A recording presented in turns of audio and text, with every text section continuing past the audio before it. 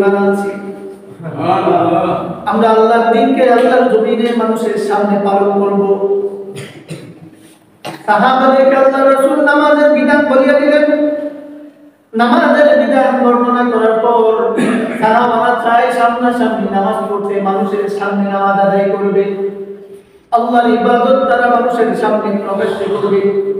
নবীজি বলে, এখনো সময় হয় নাই, তোমরা কিছু সময় ধৈর্য ধরো, আল্লাহ তাআলার পক্ষ থেকে হুকুম আসবে, এরপর তোমরা প্রকাশ্যে ইসলাম পালন করবে। কেননা মক্কা এমন একটা জায়গা, এই জায়গায় মানুষের মাঝে যখন কোনো সমস্যা হয়ে যাইত, তরোয়াল ব্যতীত কোনো সমস্যার সমাধান হইত না, মারামারি ছিল তাদের সমস্যার সমাধান। মক্কা এমন একটা জায়গা, যে জায়গার মানুষগুলো মূর্তিকে ছাড়া কিছুই বুঝতো না, মূর্তি পূজা, প্রতিমার পূজা, এগুলোই তারা বুঝতো ধর্ম হিসাবে। তারা যখন হজ করতো, তাদের বাপ-দাদাদেরকে যেভাবে হজ করতে দেখতো সেভাবে হজ করতো, কোনো নির্দিষ্ট নিয়ম নীতির উপর তারা হজ করে দেয়। এমন পরিস্থিতিতে পৃথিবীর মানুষগুলো মক্কাবাসীদেরকে অনুসরণ করতো দ্বীনের ব্যাপারে। নবীজি দেখলেন যেটা কেন্দ্রস্থল, এই জায়গার মানুষগুলোকে মানুষ অনুসরণ করে, এখানে যদি হঠাৎ করে কোনো দ্বীনের আবির্ভাব ঘটিয়া যায়, তাহলে দেখা যাবে এটা অন্যরকম একটা ফিতনা হয়ে যাবে, মারামারি হবে না। আল্লাহর আদেশে আল্লাহর রাসূল এটাকে গোপন রাখলেন, নির্দিষ্ট সময় পর্যন্ত গোপন থাকতে হবে। এরপর আবু বকর রাদিয়াল্লাহু তাআলা বারবার নবীজির কাছে বলে, ইয়া রাসূলুল্লাহ, আমরা আল্লাহর দ্বীন পালন করব, প্রকাশ্যে পালন করব, আমরা দ্বীনকে গোপনে পালন করতে চাই না, আপনি আমাদেরকে অনুমতি দিন। নবীজি আবু বকরকে অনুমতি দেয় না। এভাবে আবু বকর রাদিয়াল্লাহু তাআলা নবীজির কাছে বারবার যায়, কিন্তু আল্লাহর রাসূল অনুমতি দেয় না। তখন মুসলমানদের সংখ্যা প্রায় 39 জন হয়ে গেছে। এমন সময় আবু বকর রাদিয়াল্লাহু তাআলা নবীজির কাছে গিয়ে বলে, ইয়া রাসূলুল্লাহ, এবার তো আমাদের প্রায় 40 এর মতোই হয়ে গেল, এবার আপনি আমাদের অনুমতি দিন, আমরা প্রকাশ্যে ইসলামের বিধানগুলো পালন করব। আল্লাহর রাসূল অনুমতি দিতে রাজি না। আবু বকরের বিনাবিনীর কারণে, বারবার অনুরোধের কারণে আল্লাহর রাসূল সমর্থন করলেন। আচ্ছা ঠিক আছে, তুমি করতে পারো। আবু বকর রাদিয়াল্লাহু তাআলা মক্কায় থাকা সমস্ত সাহাবাদের কাছে খবর পৌঁছাইলেন। মক্কার কাবা প্রান্তরে তারা সর্বপ্রথম একটা জনসভার আয়োজন করলেন। জনসভার মধ্যে হযরত আবু বকর রাদিয়াল্লাহু তাআলা ভাষণ দিতে শুরু করে দিয়েছে। এটা ছিল ইসলামের প্রথম ভাষণ। এর আগে মুসলমানদের এভাবে গণজমায়েতে আর কোনো ভাষণ হয় না। সর্বপ্রথম ভাষণ শুরু করে দিলেন।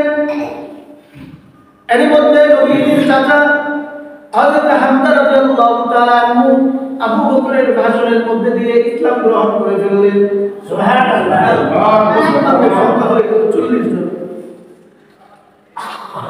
যখন আবু বকর রাদিয়াল্লাহু তাআলা ভাষণ শুরু করতে, কাবা প্রান্তরের আশেপাশে থাকা কাফেরগুলো দেখলো মুহাম্মদের অনুসারীরা এবার তো তারা প্রকাশ্যে কার্যক্রম শুরু করে দিয়েছে।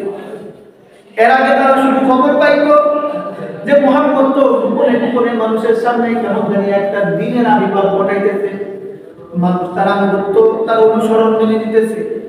এজন্য মানুষ প্রকাশ্যে কিছু বলার সাহস পায় নাই, তারা অপেক্ষা করতো যে মুহাম্মদ গোপনে গোপনে করতেছে, এটা আমরা আগে কিছু বলবো না। যেদিন দেখবো মুহাম্মদ প্রকাশ্যে এগুলো শুরু করে দিছে, ওই দিন আমরা ধরবো মুহাম্মদকে। একইভাবে আবু বকর রাদিয়াল্লাহু তাআলা যখন মক্কার কাবা প্রান্তরে মানুষদেরকে লইয়া জনসভার মধ্যে প্রকাশ্যে ভাষণ দেওয়া শুরু করে দিয়েছেন, এই সময় মক্কার কাফেররা এরা সবাই একসাথে এসে মুসলমানদের উপর আক্রমণ শুরু করিয়া দিয়েছে। হযরত আবু বকর রাদিয়াল্লাহু তাআলা উপরে এমন আক্রমণ করছে, আবু বকর রাদিয়াল্লাহু তাআলা রাগ দিয়া, মুখ দিয়া, কান দিয়া তার শরীরের সমস্ত অঙ্গ প্রত্যঙ্গগুলোই তাকে মাইরা রক্তাক্ত করিয়া দিয়েছে।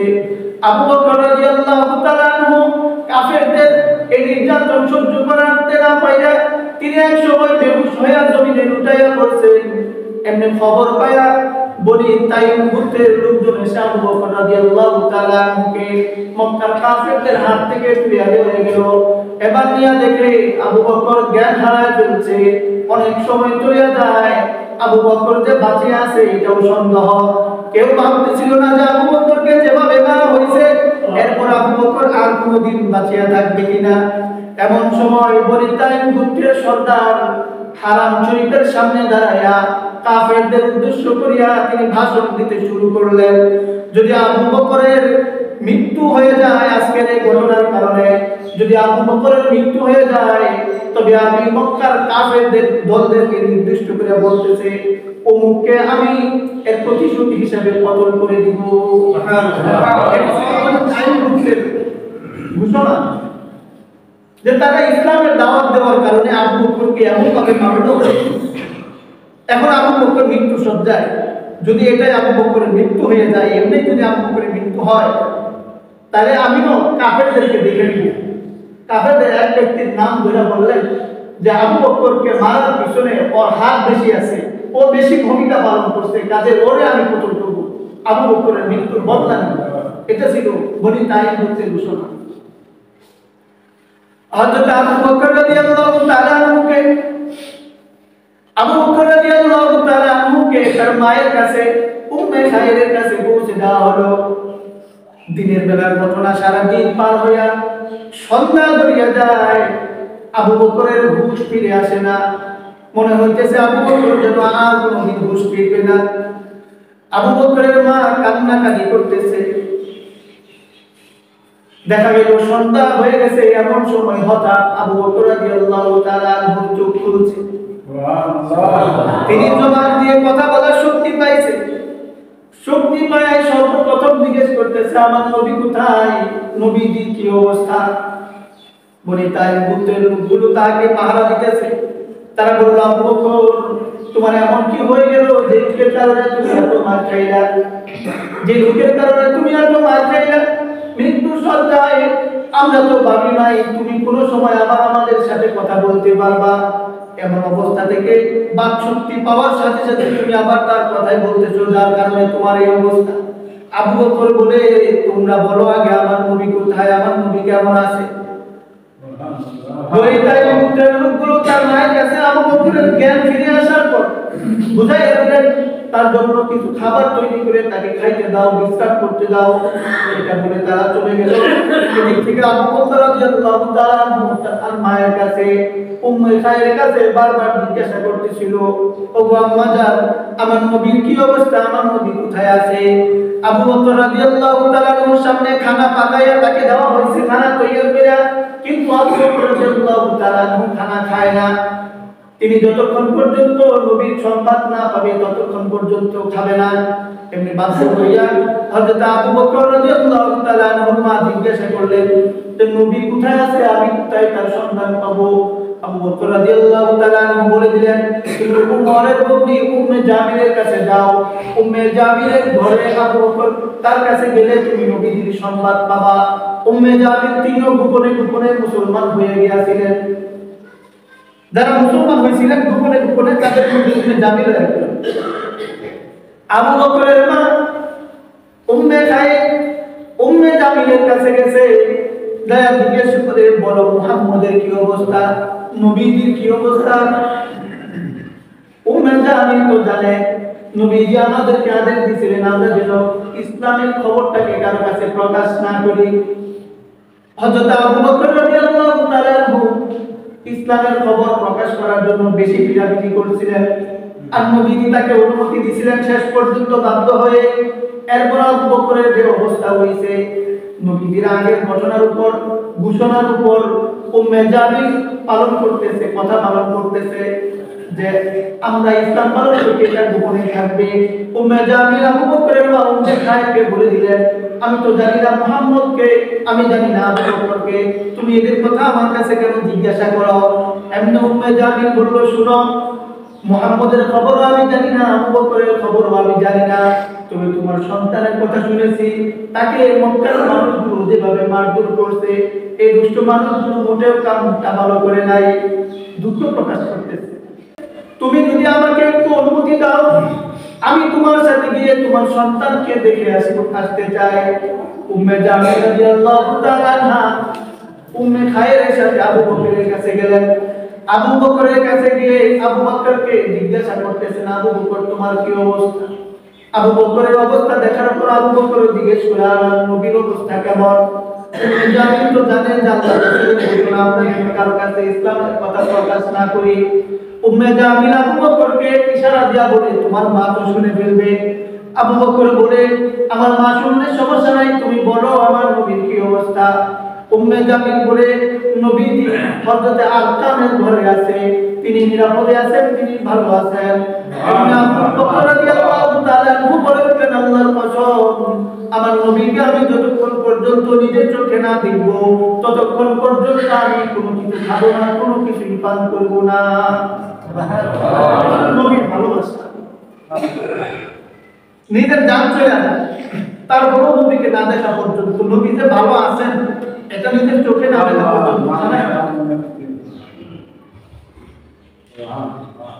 আবু বকর রাদিয়াল্লাহু তাআলা আনহুমা খুব বাধ্য হয়ে গেলেন, ছেলেকে যতক্ষণ পর্যন্ত নবীর চেহারা দেখাবে ততক্ষণ পর্যন্ত ছেলে খাবে না। মায়ের মনে সন্তানের একটা দরদ আছে না নাই?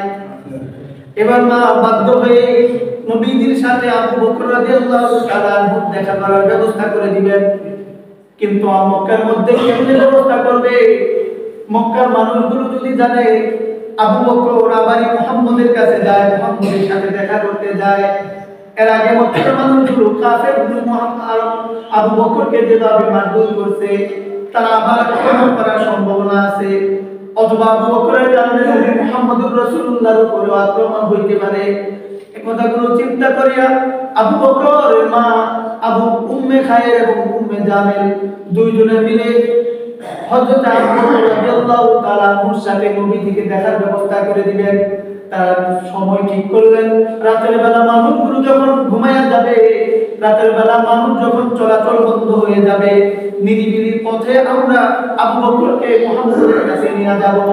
তাদের পরিকল্পনা অনুযায়ী তারা রাতের বেলা সব মানুষগুলো ঘুমায়া পড়বে, যখন রাস্তা নিরাপদ হয়ে গেল কোনো মানুষজন নাই, এমন সময় হযরত আবু বকরকে নিয়ে অসুস্থ শরীর আবু বকরকে নিয়ে রাসূলুল্লাহর কাছে গেলেন। নবীজির কাছে যখন গেছে আল্লাহর নবী আবু বকরকে দেখিয়া মাত্রই জড়াইয়া ধরছে। সুবহানাল্লাহ। নবী বলতেছে আবু বকর তোমাকে আমি আগে বলছিলাম তুমি এখনই মানুষের সামনে এটা প্রকাশ করবে, তুমি ধৈর্য হারায় ফেলবে। হযরত আবু বকর নবীকে জড়াইয়া ধরছে, দুইজনে এমন ভাবে একজনকে আরেকজন জড়াইয়া ধরিয়া কান্না শুরু করে দিছে। সাহাবারাও দেখিয়া দেখিয়া কান্না করতেছিল। হযরত আবু বকর রাদিয়াল্লাহু তাআলা তার মায়ের দিকে ইশারা করে নবীকে বলতেছেন, ওগো নবী আপনি আমার মায়ের জন্য দোয়া করুন, আমার মাকে ইসলামের দাওয়াত দিন। নবীজি আবু বকরের কথা অনুযায়ী আল্লাহর কাছে আবু বকরের মায়ের জন্য দোয়া করলেন। দোয়া করার পর নবীজি আবু বকরের মাকে ইসলামের জন্য দাওয়াত দিলেন। ইসলামের দাওয়াত দিলে আবু বকরের মা সাথে সাথে কালিমা পড়ে মুসলমান হয়ে গেলেন।